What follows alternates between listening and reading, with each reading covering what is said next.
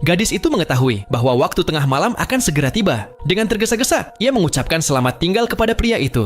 Tepat pada saat itu, ponselnya terlepas dari tangannya dan jatuh ke dalam selokan. Pria itu berkata bahwa ia akan mengambilkannya untuknya. Namun gadis itu yang panik, mengatakan, "Tidak apa-apa, aku tidak membutuhkan ponsel itu." Setelah mengatakan itu, ia pun buru-buru pergi dari sana. Pria itu tidak mengerti mengapa ia begitu terburu-buru. Gadis itu lalu menyelinap masuk ke sebuah gang sempit. Namun, saat ia berbalik, pria itu sudah berdiri tepat di hadapannya lagi. Ia berhasil mengambil ponselnya dan kembali untuk mengembalikannya. Tetapi saat itu, jam sudah menunjukkan pukul 12 tepat. Pada detik berikutnya, tepat di depan mata pria itu, gadis tersebut menghilang dan berubah menjadi seekor anak anjing kecil. Pria itu begitu terkejut hingga pingsan di tempat. Anak anjing kecil yang menggemaskan itu mendekat dan mencoba membangunkannya. Namun, begitu pria itu membuka matanya, anak anjing itu langsung melarikan diri. Sayangnya, dengan kaki yang begitu kecil, ia tidak bisa berlari terlalu jauh. Pria itu segera menyusul dan menangkapnya. Menatap anjing itu dengan tidak percaya sambil bertanya, "Itu kamu, kan?" Lalu ia melihat pakaian gadis itu tergeletak di tanah dan kecurigaannya semakin kuat. Pada akhirnya, ia tidak punya pilihan lain. Dengan terpaksa, ia membawa anjing itu langsung ke rumahnya. Ia memberinya air minum. Awalnya, anjing itu dengan malu-malu menolak. Tetapi pada detik berikutnya, ia meminumnya seolah-olah ia sudah bertahun-tahun tidak minum air.